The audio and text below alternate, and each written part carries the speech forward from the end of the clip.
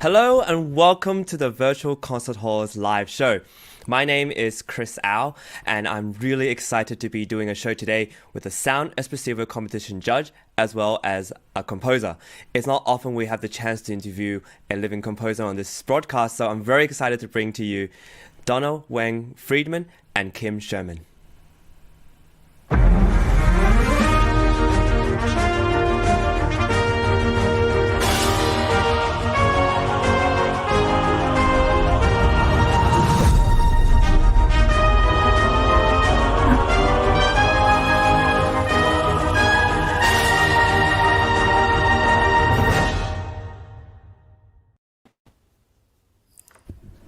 Hello and welcome to the show. My guest today, Donna Weng Friedman, is doing something amazing. She's playing the music of living composers and recording it for everybody to hear. Award-winning pianist Donna Weng Friedman enjoys a varied career as a soloist, chamber musician, teacher, producer, curator, and app developer. In collaboration with Wqxr, she created and produced Heritage and Harmony, a virtual concert series in celebration of Asian Pacific Heritage Month. She's the co-creator and co-host of Her/Music and Her/Story, a mini-series on Wqxr, as well as a concert series that shines a light on the stories and music of women composers, past and present.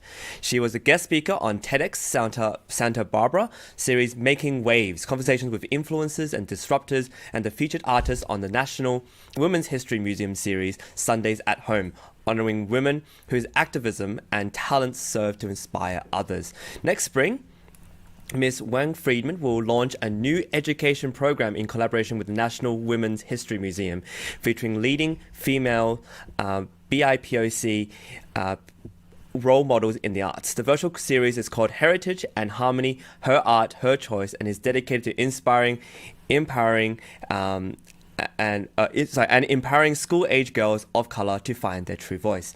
Ms. Weng Friedman has performed in concert halls worldwide and appeared as soloist in major symphony orchestras throughout Europe, China, and the US. And what's particularly inspiring about her is her strong desire to take initiative and make things happen. So welcome to the show, Donna. It's lovely to have you. I'm so happy to be here. Thank you so much, Chris. No, thank you for being with us. You know, Donna was a judge for the 2020 Sound Espressivo competition where I competed, and it's so lovely to be able to be on this side, not on the nervous piano side, to speak with you and talk with you. It's really lovely, and I'm so inspired. You didn't seem at all nervous when you performed.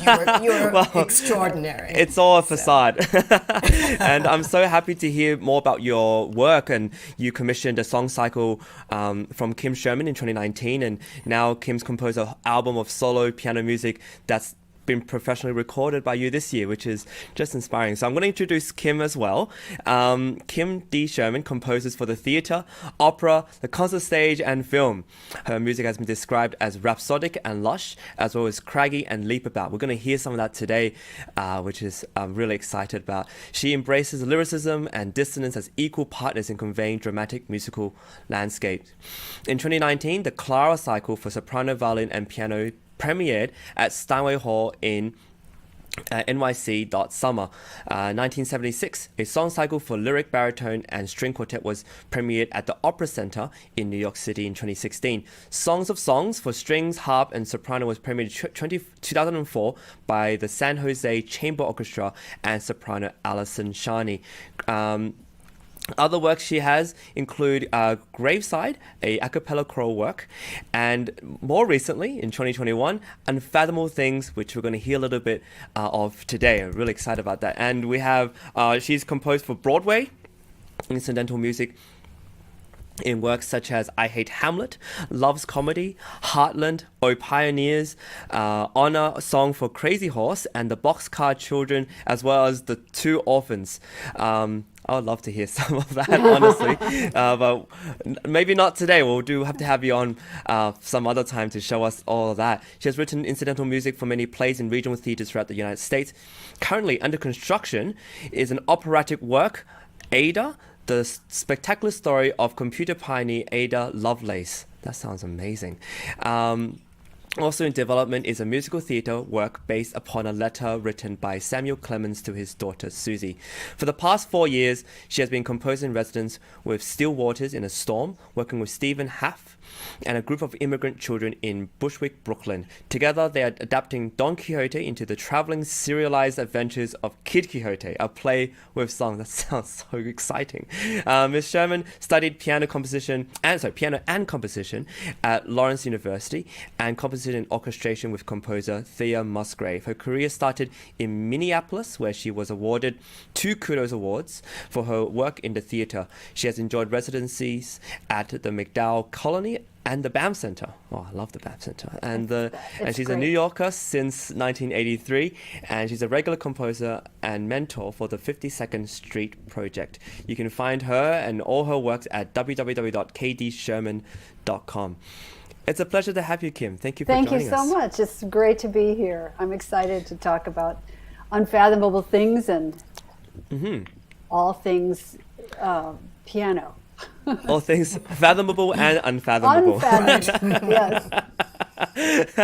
Lovely. So I thought we'd start the show actually today with playing some of your music. And one of the first clips we have is called Water Circles. And I'd like actually, Donna, you recorded this. I would love for you to introduce it and then we'll hear some of it. Okay. This piece is the first piece of Kim's album, Unfathomable Things.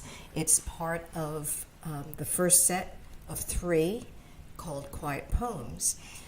What you're about to hear is a recording from a live concert. This is not the recording that we did in the recording studios. This is from the live concert that I think took place in September. Is that right? September 20th, yeah. Right. It was September 20th. Wow. And it was thrilling for me because I got to play these gorgeous pieces on the piano that Richard Rodgers composed The Sound of Music on. Wow. And also with a lot of other of their great musicals. And the piano, this gorgeous Steinway Grand was very cooperative, shall I say. And when I first sat down to play Water Circles, it just became, the piano and me and the music just became one, and it was a thrill. This piece really embodies, poetry, which makes sense. The title is Quiet Poems, but color, so much color, and it's such a short piece. And what I love about this album, it's each piece is short, and I think it's really, I'm not a composer, and I never could be, but I think it must be so difficult to create short pieces like this and make it so incredible. It tells a story. And as Kim put in the title of this album, these are short stories. Mm-hmm. Each one is a short story. And to tell an entire story in such a short piece is remarkable. So the clip you're going to see, and this goes for all 3 clips today. At the concert, we did not take any video recordings. Mm-hmm. So Kim and I both thought it would be a great idea to display the score so that, those of you who read notes and want to take a look and see how it's notated while you're listening. Yeah, and we can follow along as well. Lovely. Right, so I hope you all enjoy it. So let's have a look at this. Amazing.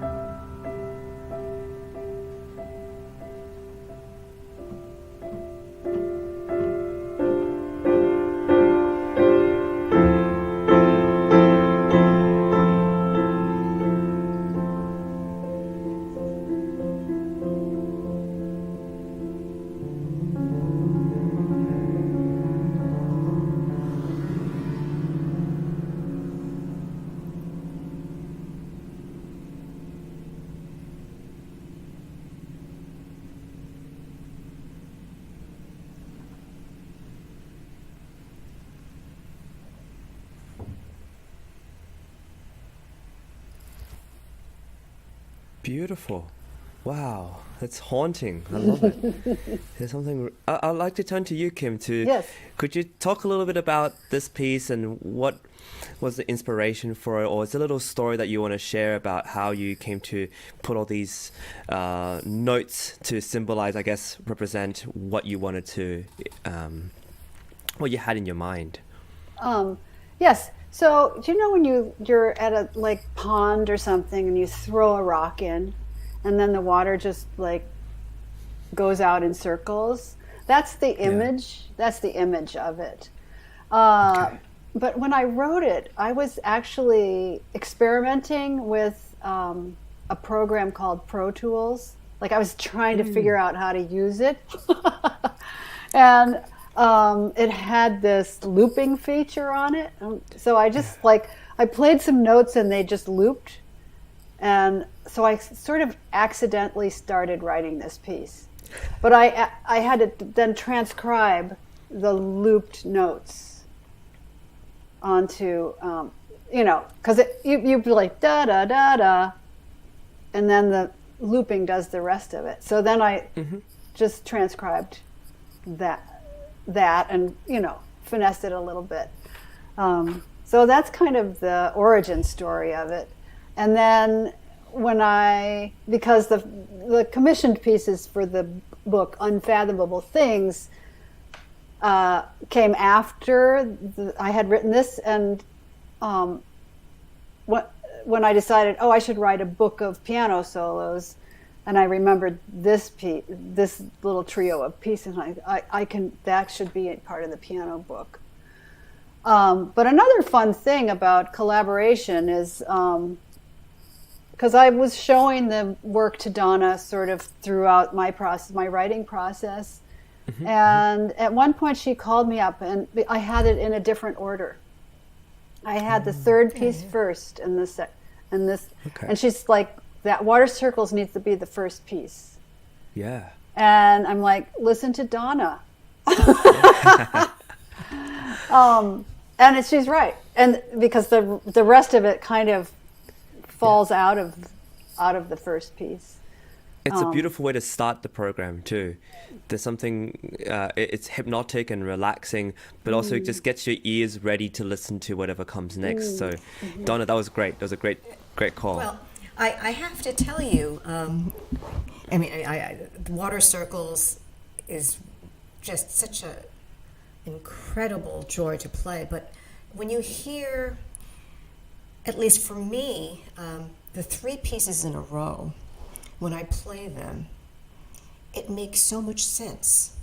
It's really almost like one. And each piece is connected by the silence. I mean, this is something that is so important about music, I think, that that maybe a lot of people take for granted, that as much as we love to hear the notes and the music, what's equally important is the silence. And you'll hear that more in the next two pieces. But that really is what creates the magic. In fact, for me as a pianist, we all love applause, right? We all love everybody, at the end of your performance to give you those incredible shouts of bravo and whatever. But to me, what's the most special part of a live performance is hearing a pin drop, being able to hear a pin drop during silences. And that night in September, when I performed, I guess that was the world premiere, Kim, right? Yeah. Of the first 7 pieces, I could hear pin drops, I could hear breathing, I could hear people listening. I mean, that's a weird thing, but I can hear them listen intently and get it. That's the great thing about live performance, I think that's the thing you want to electricity. aim for, because you want them to be so drawn to the music and drawn to the sounds that you're creating. Right. And then you realize it's not so much for yourself, it's the grandeur and the beauty of the music is drawing them to listen and drawing them to feel something and to be touched by it. And so I think that's a beautiful sentiment you have there. Kim, do you feel like this is something? Go on. Yeah, no, but you'll definitely hear it in the other 2 pieces. I mean, so much so. And that's what's I mean, that's what's so magical about these three quiet poems. You know. And I wanted to ask him, when you compose music like this, do you envision it being performed in a concert hall and in kind of involving that space into the silence? How do you think of silence, or do you just feel like there's a break in the, No, in the music? I like to talk about something. I think of it as a loud silence, if that makes sense. Like you're, and this, like, you can hear the silence. It's, to me, it's loud in a strange way. And it's it's just as much of a part of the music as the notes. And it's part of the breathing of it and anticipation. It's part of the story. I find that silence is, especially in these three pieces, are full. Mm-hmm. And I realize you write a lot of music for music theater and all that. Do you incorporate this idea of the loud silence into that? Or do you feel like there's a special place within this solo piano music where it's one person on stage, where you feel like there is a stage, so to speak, for this sort of silence? In theater, like in a play, silence is very powerful. The pause, an actor, it's an actor timing thing, and silence can be so full of a lot of dialogue of sorts, inner dialogue.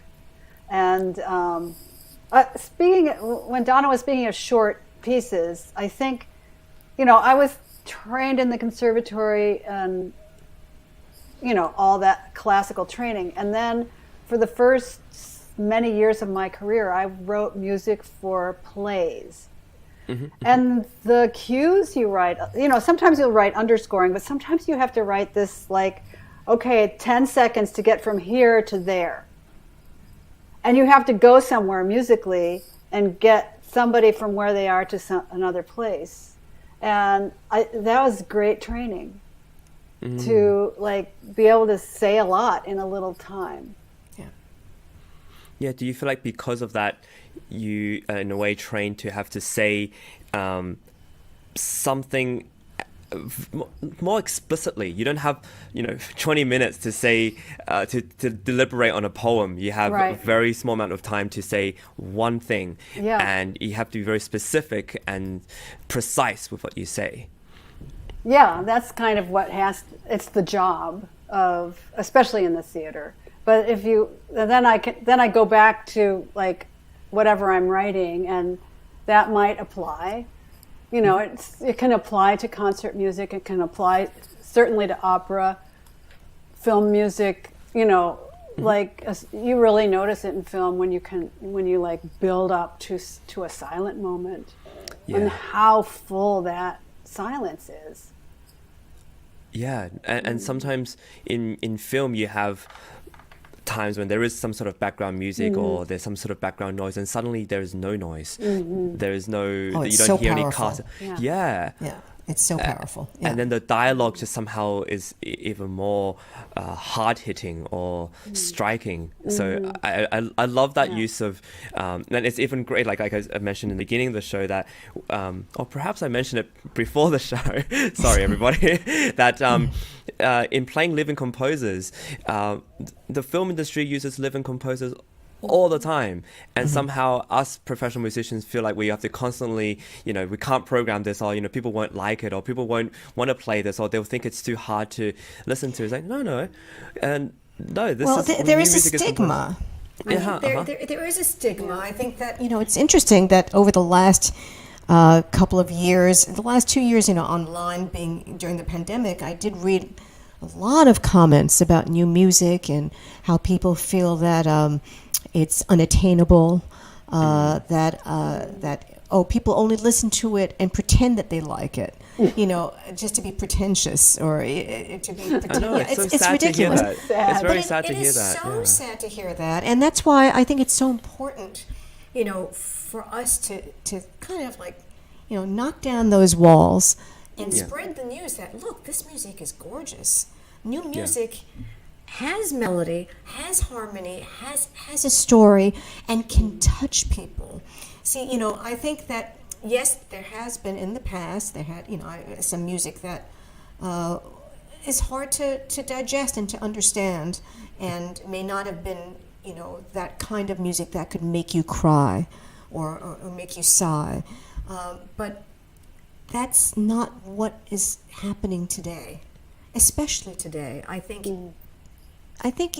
composers have kind of, become freer to write music that has beautiful harmony, to write melodies that we can sing. Right? It's not like they're bound to being weirder and weirder and weirder or something like that, and playing and writing music that is just so out there. And like, with water circles, that's not traditional harmony, but the feeling and the emotional content and the color that you can hear, that's, to me, is magical. And so it really is. Yeah. We have a producer on our team who is a composer himself, Ante, and it's funny. I wish he were here to hear you talk about it. But my question for you, Kim, would be, in your conservatory training, I guess you've probably heard of, okay, you can't compose music a certain way. You have to do it this way because of the way that music is evolving, or what. Some sort of training. And so how have you dealt with this and come up with music that is not just accessible for the audience, but that pianists like Donna will want to play or want to program and want to use for their audiences? How do you consolidate all these different pressures, I guess, in your training versus now? There's the training, and then there's what you do with it. And I'm glad I had the training I had, and I felt like, okay, I'm getting a box of tools that I can use, but I don't have to use all the tools all the time. Okay. Right. And so then, actually, I think the theater was all my second part of my training. And the theater asks you to do, something in the year 1500 or something in the year 3000, or it's sort of like you can go anywhere. And so it stretches you. It stretched me as a composer to just like write in these different ways and be influenced by dialogue or the set. I find sets really inspiring. And before a play is produced, the director and the set designer and the costume designer and the dramaturg sit around and talk about it before any actors. And so you're having these conceptual ideas. And so, that all goes into making of the sound. Like, what is the world? What's the sound world? Or in an opera or a musical, it's like, who is this character and what do they sound like? And what's their language? What's their musical language? So I never felt like I had to be one thing, because what the story is telling me a lot about what kind of music needs to be expressed. Yeah. And there's, I think, the increasing admiration for, composers like Hans Zimmer or, John Williams, and crossing those boundaries between, okay, you're just a film composer or you're just a musical theater, and kind of combining all this together is really freeing for all of composers and musicians, that they don't have to feel so boxed in by a certain genre. And so I actually want to ask if you could introduce our next piece, A Gesture. A Gesture. So actually, I'm reaching for the book because I wrote this is the book. Oh, lovely. Yes. Which you saw the picture at the end of the thing. And before each of the sets, I just write a little blurb about what the pieces are about, just to let people, have people have a way in. So a gesture, just a short sentence, is is the lonely call to one who is not there. That's what it is. Wow. And we've all felt that, you Yeah. know, that reaching, that sort of yearning. Yeah, and it's not answered. Wow. Yeah. That's Brilliant. what a Let's hear gesture it. is. Yeah. One page. Beautiful.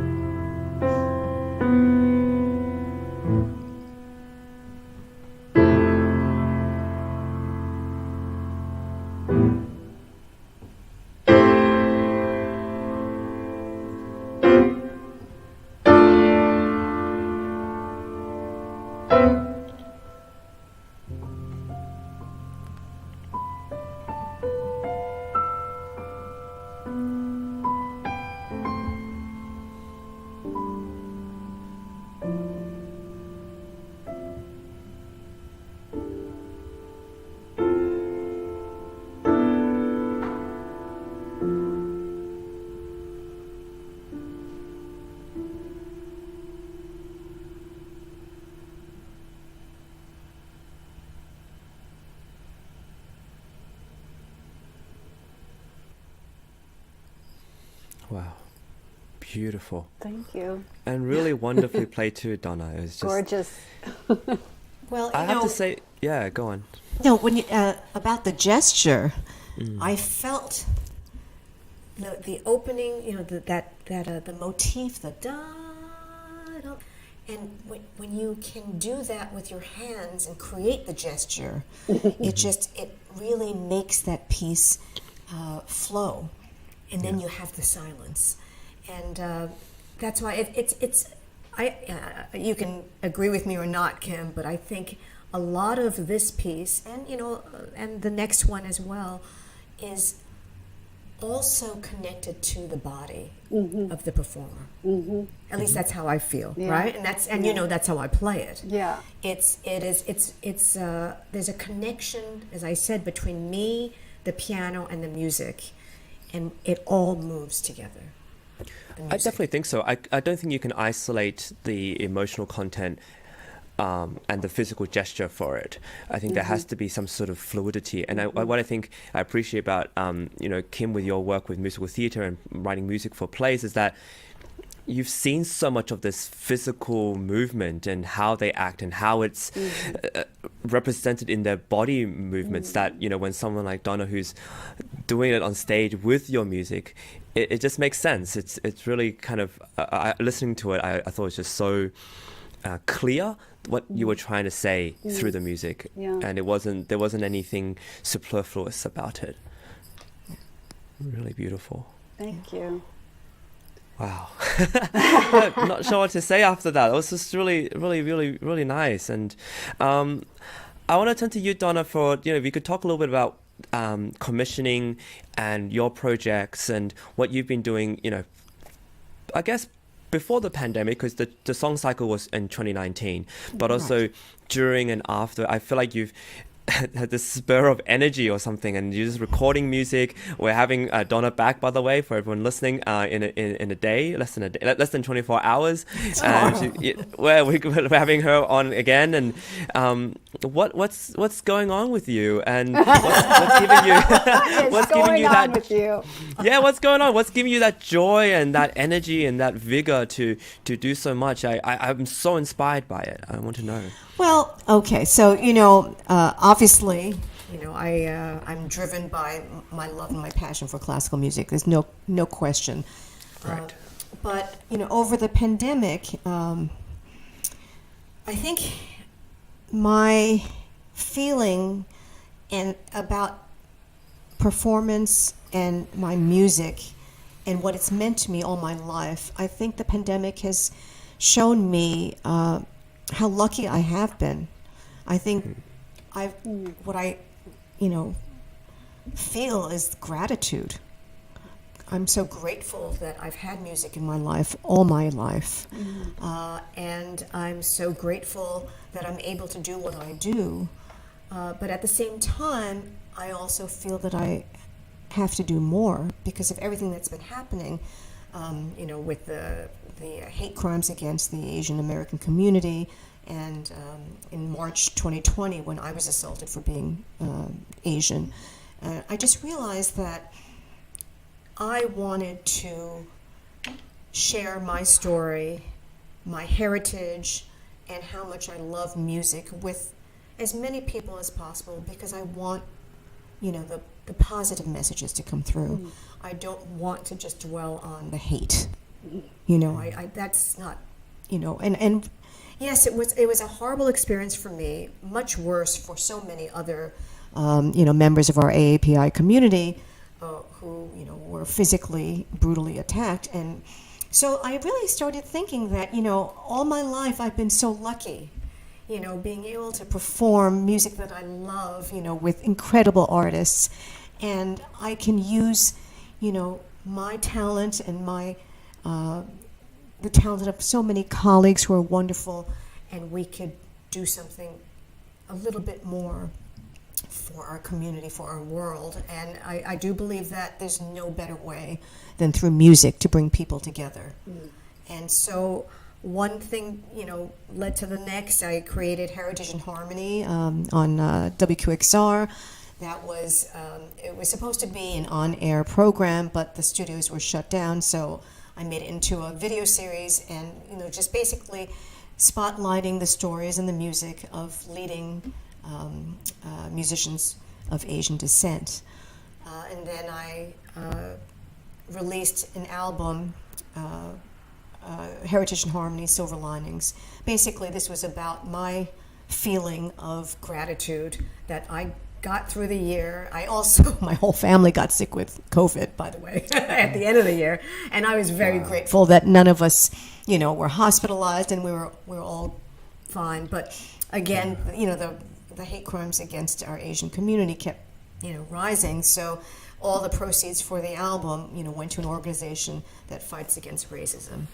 And now my next project, this education program in collaboration with the National Women's History Museum, this came about because I realized that one of the reasons why I was so lucky is because I had incredible role models, role models in my life that helped me realize and who I was as a musician and to help me find my true voice. And I think that there's so many young students out there from, underrepresented communities, underserved communities that don't have that, right? They don't have that opportunity to see themselves in the faces of great musicians, artists, photographers, composers, fashion designers.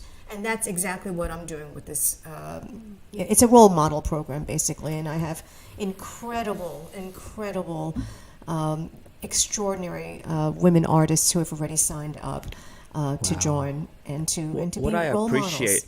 a lot about what you're doing is that instead of turning what happened to you into sort of rage, anger, and bitterness and resentment, which can happen, and I guess it could be understood if that was your reaction, but you turn it into something, okay, let me reassess the world I live in and how can I make it better for others. And I think that's very admirable that you turned it into some sort of energy for the better, to help others, because you realize you can't be the only one who suffers, and there are other people who are also probably doing a lot worse and could do with some beautiful music, some silver lining in their life, and that's really wonderful.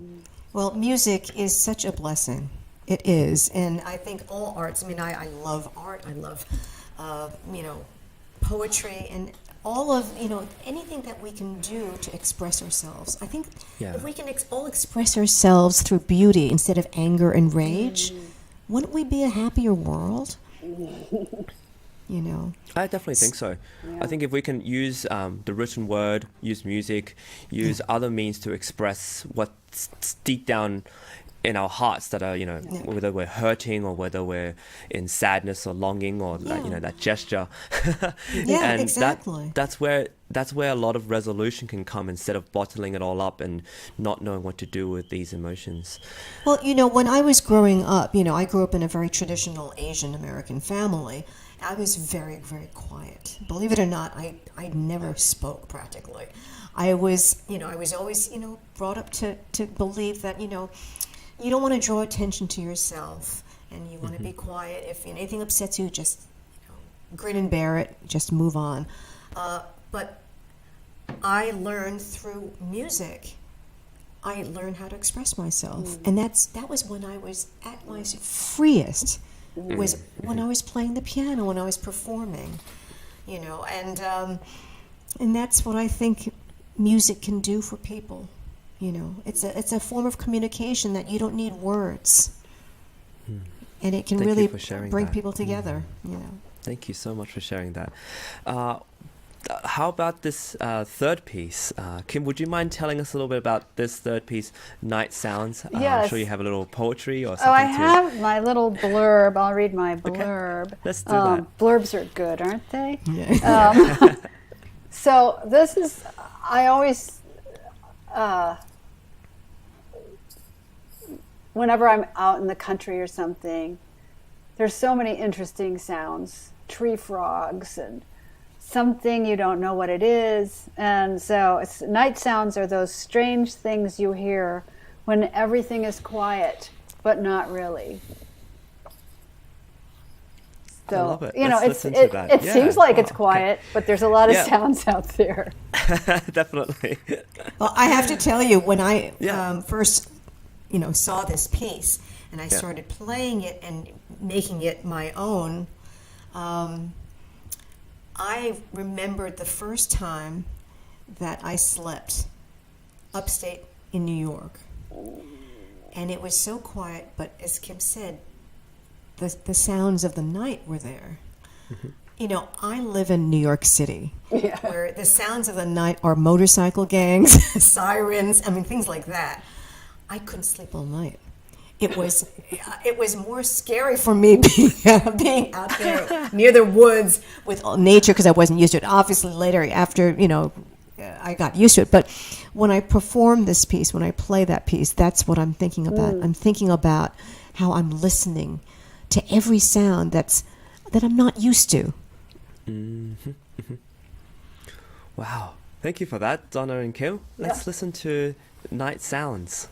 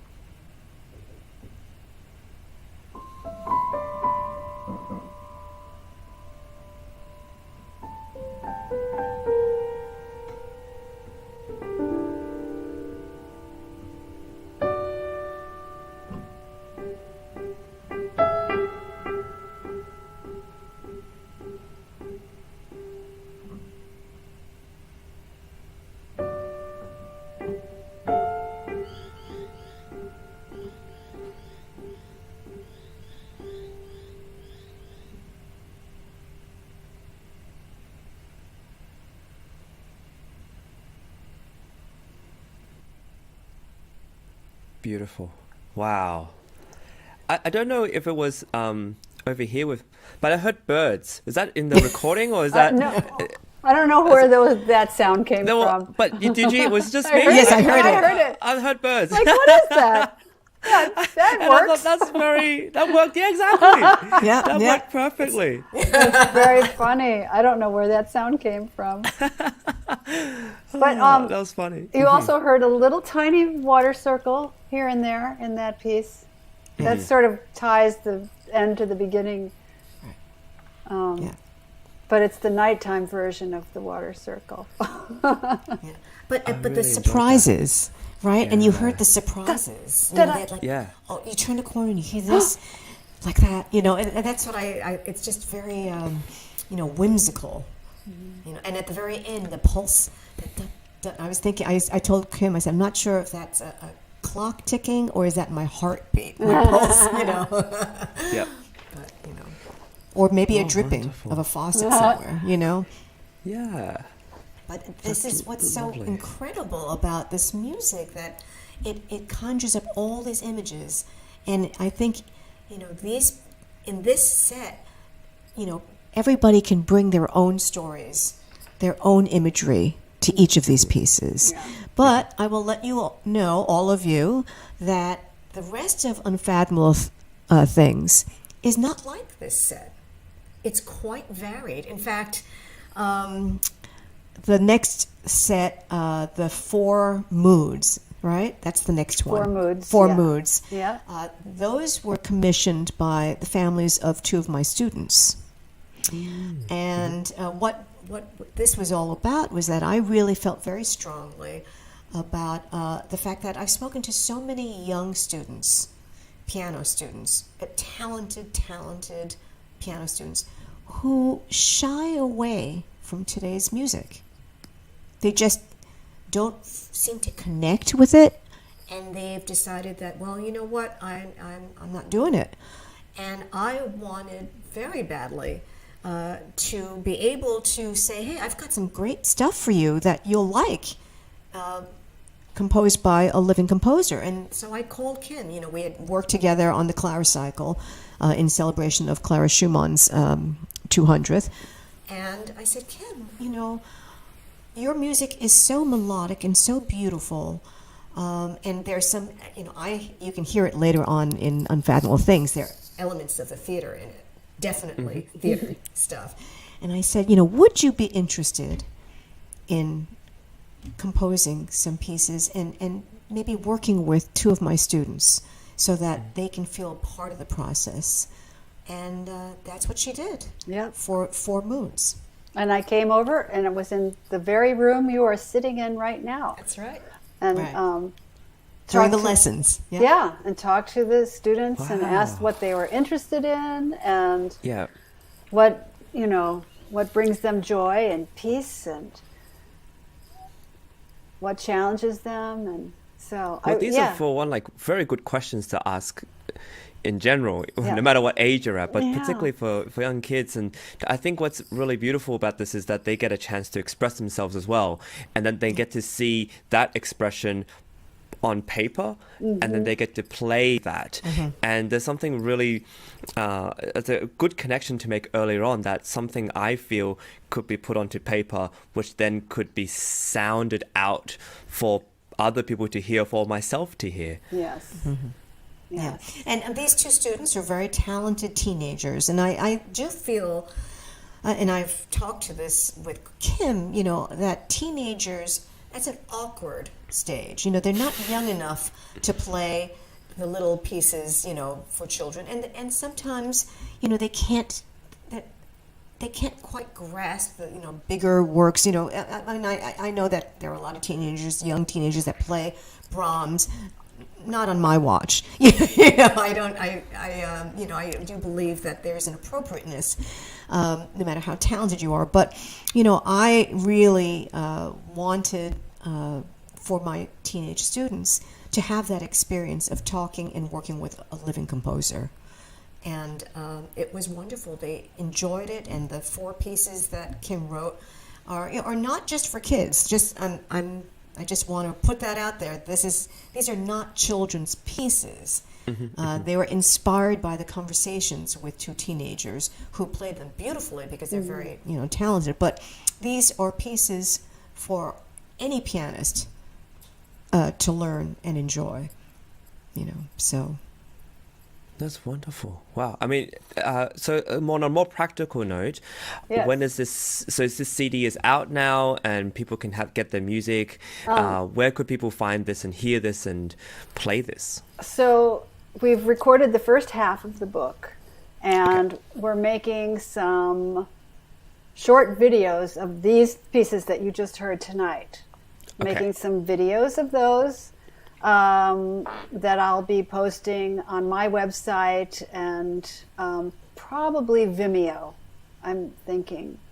But people can get I published the book. People can buy the book. Ah, the one you showed us. Yes, this. Wonderful. Yeah. It's out, guys. You can go to my website and find out how to buy that if you want to. And I'll be just like putting out recordings, not all right away, as I do them, but I'll post them on my website, and then we'll put them, wherever you put them. You put them in the places you put them. On all the places on the all internet. the places. So I have a SoundCloud. I put pieces on. And I love SoundCloud. Yeah, I think that's a yeah. really good way to showcase Yeah. the music. Yeah. Yeah. Wonderful. So. So I really want to thank both of you for being here today. It's just such a pleasure to talk to you, and I look forward to another chance we can showcase not just unfathomable things, but other projects you're working on, including Ada, including all these other projects. That's very exciting, and I think you have such a brilliant way of putting what's in the heart onto paper and onto music and onto something that we can play as musicians, and I think that's a gift for all of us. I think the great composers are able to do that, which is why we continue to play them, because they express something that we all feel and very relatable and relevant, yet we don't know what words to put on, and I think you have a magic touch when it comes to that. So thank you for being part of our show. And Donna, speaking of magic touch, your playing on the piano is fantastic. It's just so beautiful to hear you play, and I love this interaction we currently have, which is where I'm not at the piano and being nervous as hell, but to be able to talk to you and ask you questions, it's just so much fun. And speaking of our competition, our 2021 edition, the deadline's coming up November 30th, and for everybody watching, please either tell your friends about it or apply yourself, or have your students apply. Our website is www.soundexpressivocompetition.com. There's 5 really important things to tell you about it very quickly. First of all, that there's no time limits for semi-finalists and finalists. And so judges like Donna and myself will be sitting through everything and anything you wish to play. And there's no repertoire requirements, so you can definitely program some of Kim's music. You can play anything you'd like. And we'll listen to it. I think that's the beauty of it. You get to express yourself. You get to showcase who you are as a musician. The third thing is that we have immediate feedback from our judges, which is, I think, an incredible aspect of our competition. I experienced this firsthand, where I got to get feedback from Donna right away, right after I played, and to hear comments from the judges right after not only gives you that affirmation that you did okay, but also just some suggestions, and feedback is just so important, especially when you're playing for a screen or for a camera, and to have that feedback is just really comforting, encouraging. We have 40 plus prizes with a value of over $100,000, including opportunities to perform in Carnegie Hall. We have scholarships to masterclasses with collaborations with composers like Kim. We have just a multitude of ways in which we want to network musicians to further their own careers and take initiative like Donna does in her everyday life. And this is something that we're really passionate about. So we want to connect people to collaborate with others to further their own careers and out of their own personal interests, and nothing that's forced upon them. And last of all, just like today's show, every round is live. There's no recordings. We want you to play live. We want you to play from the comfort of your own home or a hall of your own choosing. We'll help you with all the tech and the equipment set up, but we want you to play live, and that's a really important aspect of it. You're not recording it 5-6 times and then showcasing. It's all live, just like you would in a performance.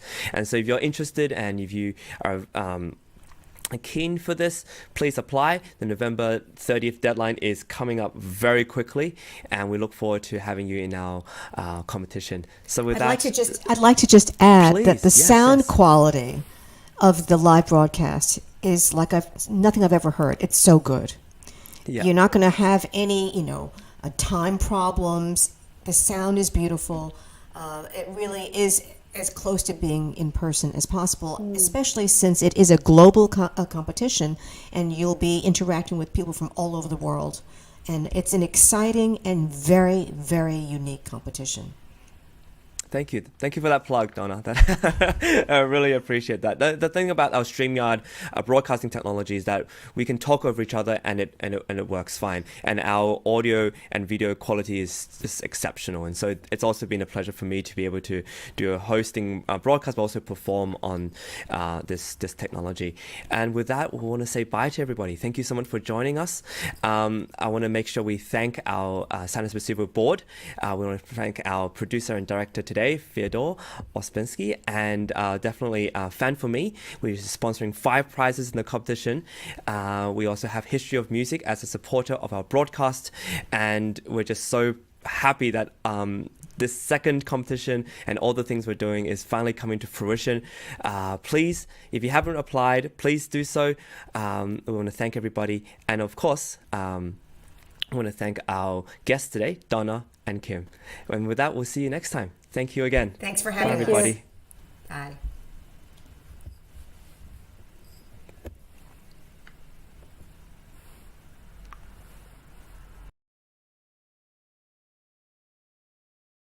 No matter where you are or who you are, music connects us all. We started with a dream, but now we are paving the future. Welcome to the Sound Expressiva Global Competition. Fully virtual, yet bringing musicians closer together than ever before, now on a global scale. True live, inclusivity, diversity, connection, community, an extraordinary array of judges. Get noticed by companies all over the world. Prizes, scholarships, performance opportunities. Apply to be a part of the most exciting congregation of artists, like nothing you've ever seen before. We guarantee quality and leave no musician behind. We can't wait to hear you on the virtual stage.